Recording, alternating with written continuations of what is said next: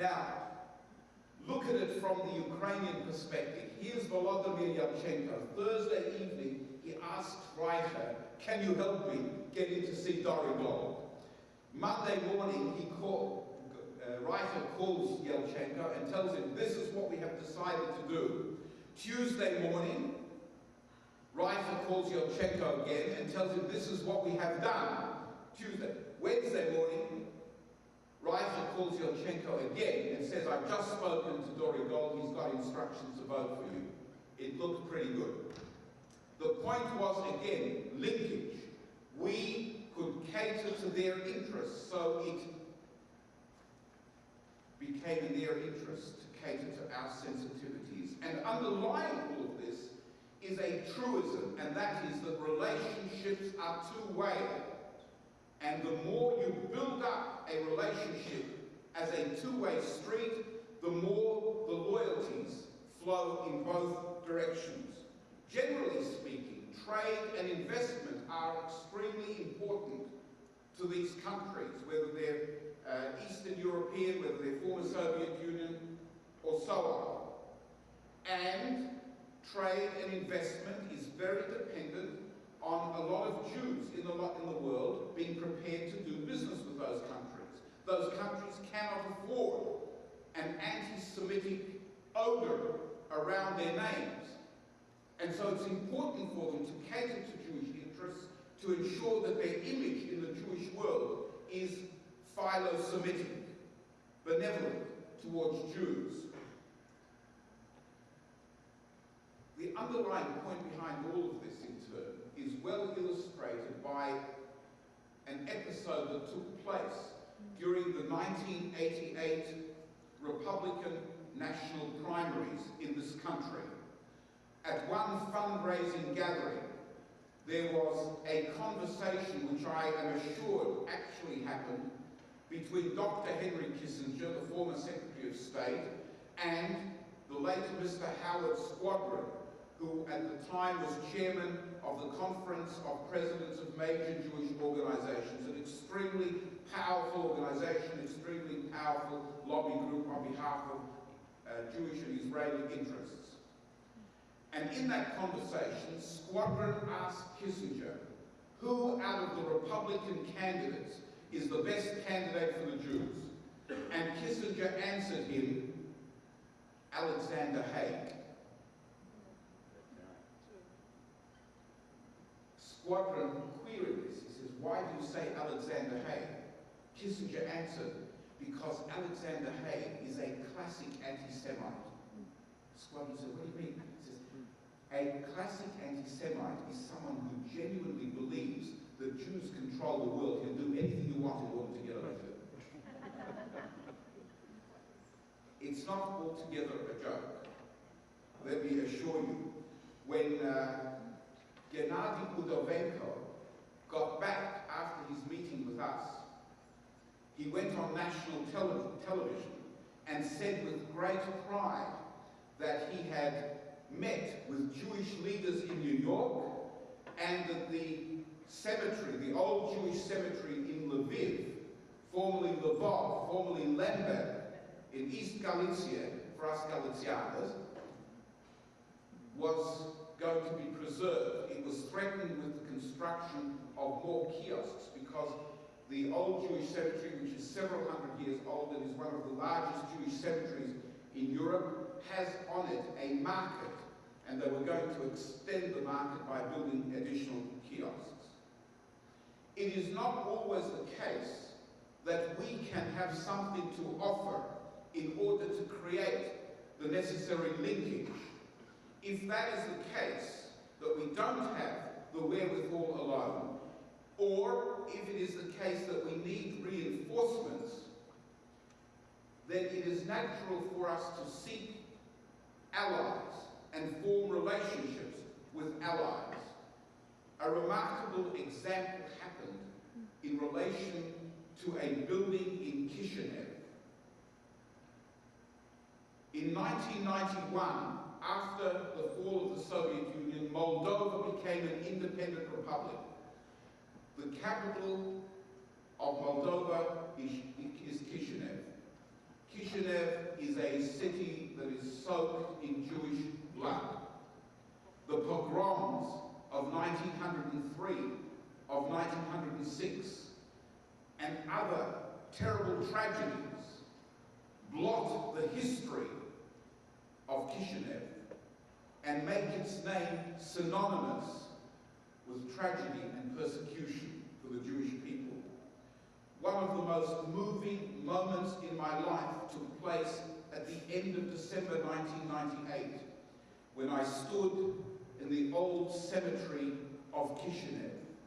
It was deserted except for the two of us who were visiting in conjunction with the case, which I'm going to describe in a moment.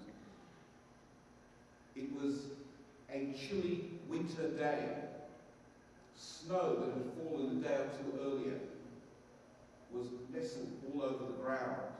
There was a wind blowing a breeze through the trees. It was an eerie scene as I stood there and looked at the matzevas of the Kedoshim, the murdered, sanctified Jews who were murdered in the pogrom of 1903.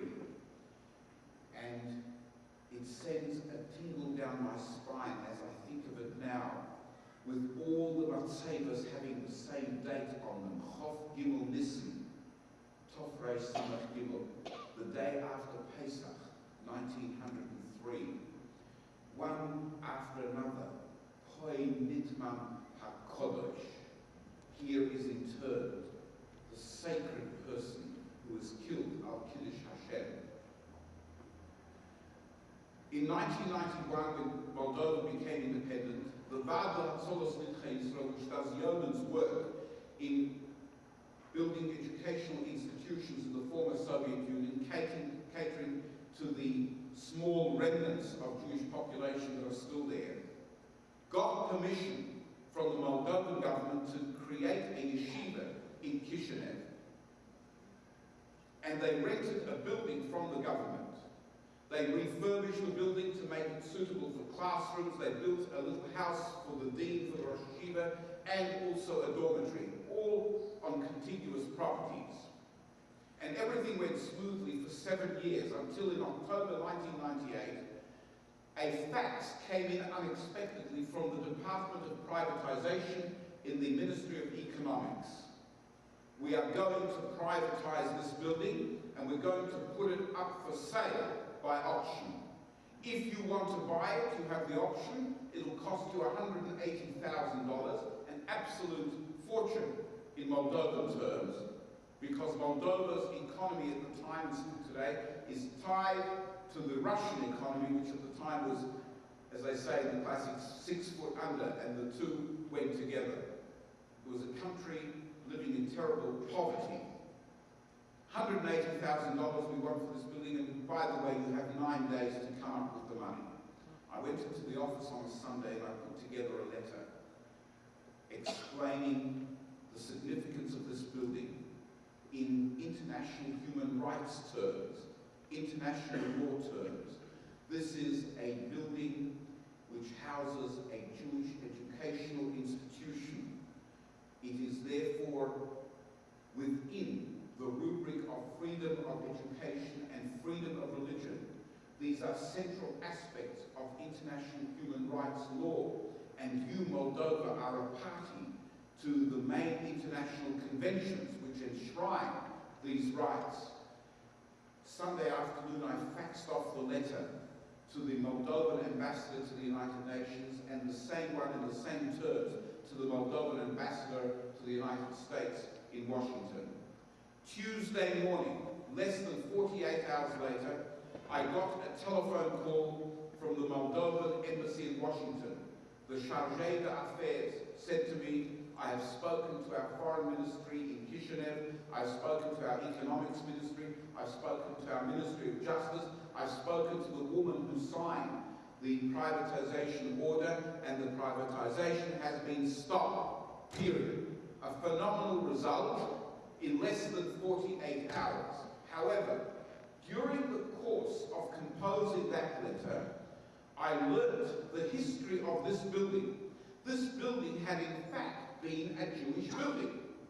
In 1886, the Jewish community of Kishinev bought the land and built the building, and it was a shul, which was used as a shul uninterrupted from 1886 or so until 1940, when the communists entered Moldova, and then in 1941 the Nazis came in.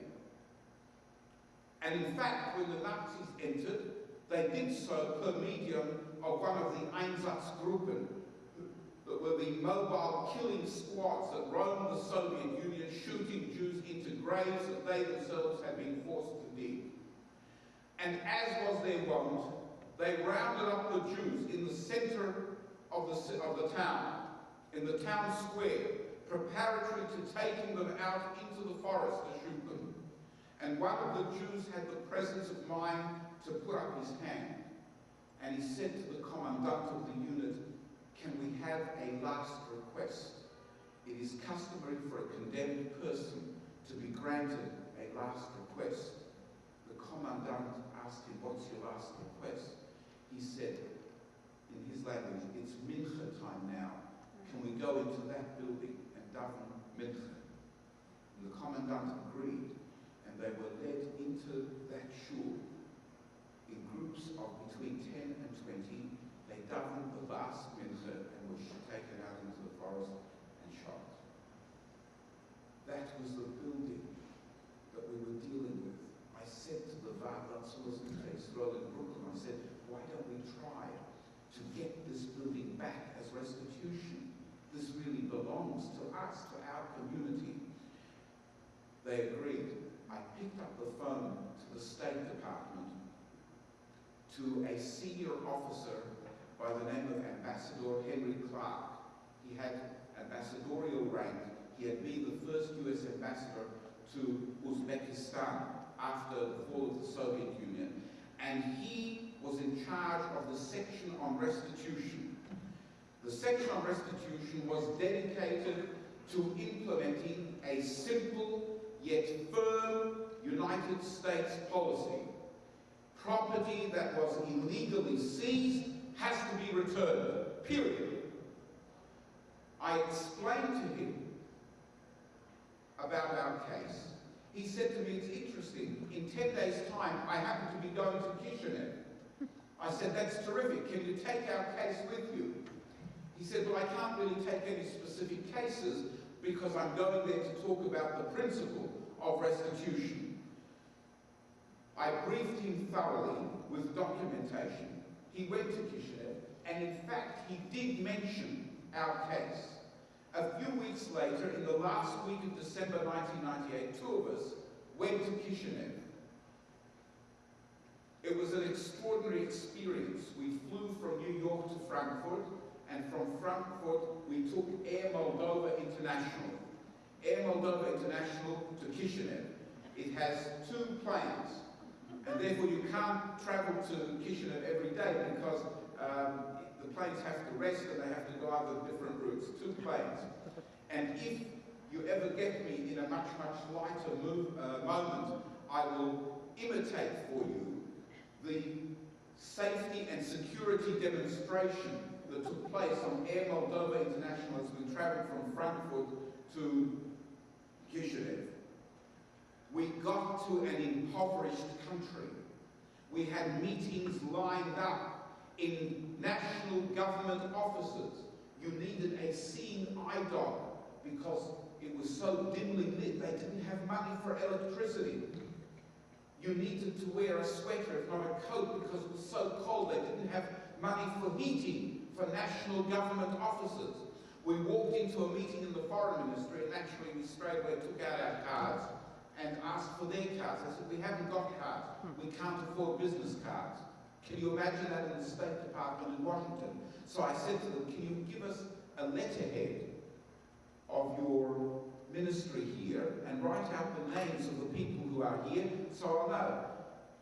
He couldn't do that. He gave me a piece of paper. He took out a piece of paper, a blank white piece of paper. This was the head of the US section in the foreign ministry. Wrote out the details in longhand, folded the page, cut it in half, gave me the top part which was written on and kept the rest for himself.